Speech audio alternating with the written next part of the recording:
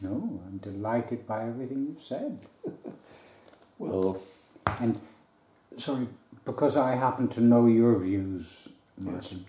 That's why in that Koray has been one of those people who has actually, sorry, I'm just doing a little bit of an introduction, that you are one of the people who has always wanted a united Cyprus, one Cyprus. You regard yourself as a Cypriot, not as a Turkish Cypriot, but primarily as a Cypriot. I happen to also be one of those who regards himself more as a Cypriot than this or that. And you then flew the flag of the Republic of Cyprus. Oui. You and Chinel. I thought I will ask, if I may, given current developments, given what you described about what's happened with Russia and Ukraine and the EU and Russia relationships, what Greece is experiencing about the left wing having taken power again in Greece, and the EU doesn't like that. Absolutely. Yes? So there's all kinds of things which are happening currently, over and above the tiny little problem of Cyprus. Yeah. What is happening in the rest of the world seems to be developing into past World War II against fascism of Germany, into a new kind of fascism that is being developed. I'm sorry, excuse me saying that. How would you react to me saying that is my impression of how the world seems to be developing? Is that a valid thought, or is that a completely invalid thought? I ask that because you have been involved and have been familiar with world politics for so many, many years now. That's why I'm asking.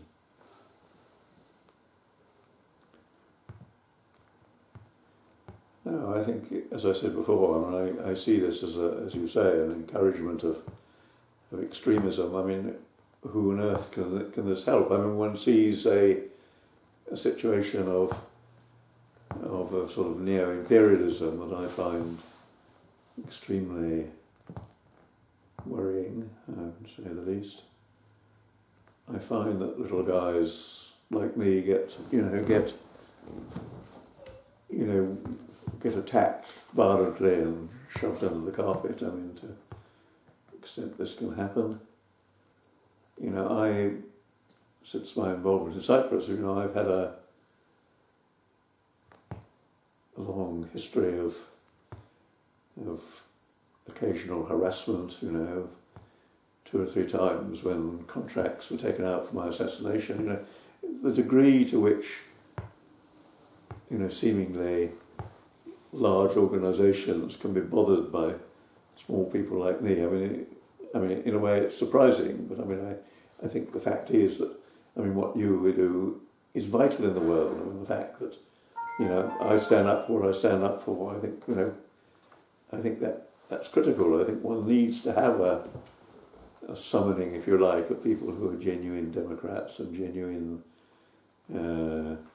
believers in human rights, you know, to take a little bit, sort of more general look at what's happening in the world today. And that applies to Cyprus, and it applies to much wider areas as well.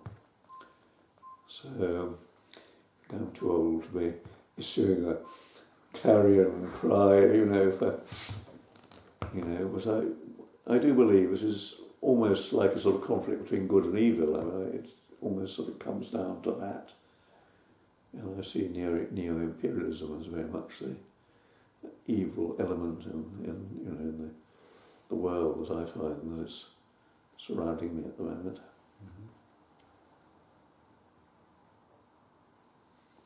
Ask me something simpler. It's not a simpler, I'm sorry, but there's another question from me which I have not expressed. I have expressed on Facebook a few times. In the last 3 months, I have started speaking in a way in which I have not in the past. And I'm sorry, that's one of the reasons I will say what I'm about to say now, which is that back in September, October, November, without most of us knowing what was happening, and it appeared in January when the UN Secretary General recommended to the UN Security Council having a discussion about renewing the UNFICYP another 6 months for UNFICYP to help Cyprus. And the UN Secretary General suggested that the UN Security Council should approve direct trade with the TRNC. Are you aware of that development? Yeah, I think I read it, yes. So it became not apparent, and it has not been sufficiently discussed by the media, that it is Britain which has led the way of encouraging the recognition of the TRNC.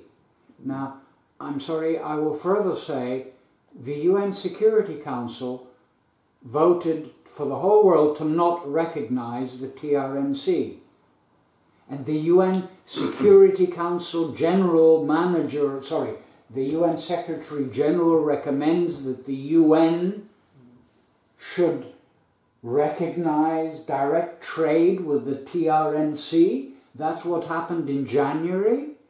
And it's only because Russia and possibly France and China, I don't know, opposed what Britain and the UN Secretary General were recommending that item got totally passed away. But I'm sorry, I'm mentioning that because then, after Akinci got elected, and we have a new Turkish Cypriot leader,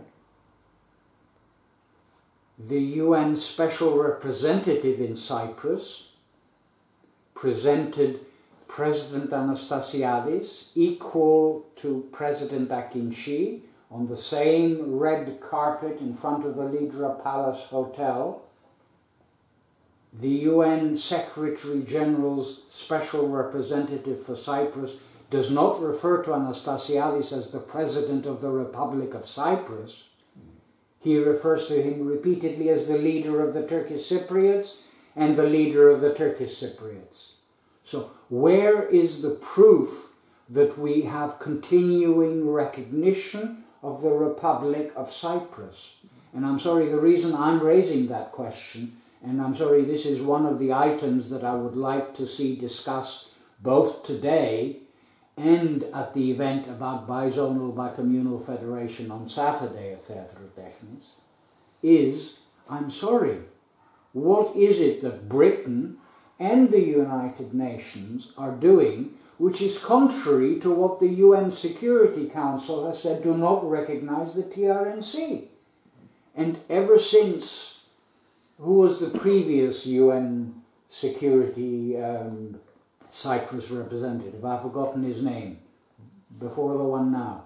Why Ban Ki-moon now? Before Ban Ki-moon?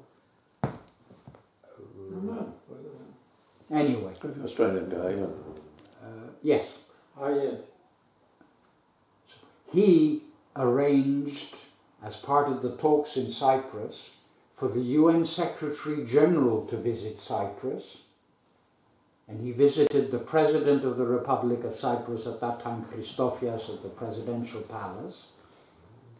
And then the Greek Cypriot side objected to the fact that the UN Secretary General was going to... It wasn't Kofi Annan, no. It was Ban Ki-moon. Went to visit Talat in the TRNC. And the Republic of Cyprus was objecting. But the UN did not discuss the matter. And since then, Talat got voted out, and his replacement has been invited to attend all the UN Security, not the UN General Assembly in September. For every year since that year, the Turkish TRNC president, which is not recognized officially, is allowed to go to the United Nations every September for the annual events. And last 1 week, Akıncı went to America. Yeah. Before 2-3 minutes. Exactly. And, over and above Akıncı going to the United Nations, Akıncı also then went to meet the president of the EU Parliament. Bruxelles. What's the name of the UN, the EU? Who stood next to Akıncı and said, we have to have a revised Annan plan, and let's have a bizonal, bicommunal federation. So, I'm sorry, this is where it is not democracy which applies anymore, even though while they talk about how the people of Cyprus should decide, the President of the European Parliament tells Akıncı that we should revive the Annan plan and that we should have a bizonal, bicommunal federation. The first time he meets... Can you show me the book cover? Can you show me the book cover so that we can see it? Thank you for showing me that. Thank you. Good. And thank you for... I showed him a copy of the book you had provided to me. And I explained a little bit. I did not have the chance to show Koray the video that I had recorded with Lobby for Cyprus when you were kind enough. But I explained that as a background as to why I knew that you would respect Koray and Chinel for what they have been doing in flying the flag, and because you are, for me, one of the very significant people who can talk about Cyprus. That's why I asked for this meeting to take place, so that you can understand what Martin says, and so that Martin can understand what Koray is saying, because Koray also represents many of the other people in Cyprus, Ekipesik Tekeli and Sener El-Chil and Sener Levent. There was something else that was said at the event at the British Parliament when... who was there on Wednesday? Lord David Haney. Lord David Haney. Lord David Haney invented the Annan Plan, yes? And yeah. He was responsible for taking it up to version 4. And when he was asked by people in the audience during the event about all the Turkish settlers... Sorry, how many Turkish settlers are there in Cyprus? Nobody knows reality, but I believe minimum 700,000. And how many Turkish Cypriots are there in Turkish-occupied Cyprus? We were in 120,000 in 74. Now about 80,000. 80,000. 80. So from 120 down to 80,000. And the number of settlers could be up to between 500 and 700,000. But yes? Another thing... Sorry, let me finish. Because what I wanted to say, he was asked, how does he react? And his reaction was not one of saying the United Nations in 1974 told Turkey to withdraw its army and to withdraw its settlers. His answer now, in 2015, 3 days ago, his answer was, oh well, Turkey is going to join the EU. When Turkey joins the EU, the Turkish people of Turkey will be entitled to live all over Europe, which is a lie. I know Britain has already said, if Turkey ever joins the EU, we do not want tens of thousands of Turks to come and live in England. And that is one of the issues which Britain will be voting about, whether Britain wants to continue being in the EU or not. But what he answered was, oh well, and when Turkey joins the EU, Turkish settlers will be able to live in Cyprus, and they will be able to have even more than the 700,000 that are there. So what is going to happen to the 70,000 Turkish Cypriots, who are a minority already now and have been a minority increasingly for the last 41 years? Do you know what's the meaning of this sentence? What? David Haney one. He said, if you don't agree bizonal, be careful. If Turkey don't go enter the European Union, he'll forever inside North Cyprus. Or another thing. Sorry, why is that valid for him to say that if Turkey does not join the EU, then we will have partition of Cyprus, Turkey will keep the north, and they don't care about the rest? Is that valid for somebody who is a former United Nations representative for Britain and a special representative of Britain to solve the Cyprus problem, and he says, oh well, if Turkey doesn't join the EU, then they will keep half of Cyprus?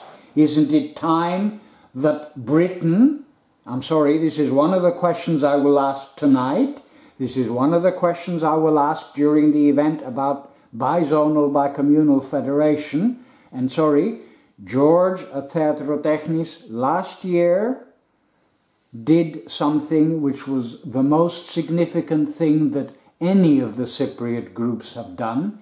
He created a play to say Cyprus should take Britain and United States, and I'm sorry, I said earlier about what the UN Secretary General did about recognizing TRNC, so the United Nations also need to be taken to the International Court of Criminal, the International Court of Criminal Rights. In lie. Cyprus should be taking Britain and the United States and the United Nations itself. Well, While they talk about how the people of Cyprus should solve the Cyprus problem, that is a lie. Am I wrong? Sorry, does anybody think what I'm saying is wrong? Yeah. Koray, is what I'm saying is wrong? no, you are too. And Martin, is what I'm saying, what is your reaction to what I'm saying? No, absolutely true. I mean, I'm just sad that somebody like Haney is regarded around the world as an expert on Cyprus. He's not an expert on Cyprus, he's an expert on imperialist interference in Cyprus. I'm shocked that he and one or two other people like him I know,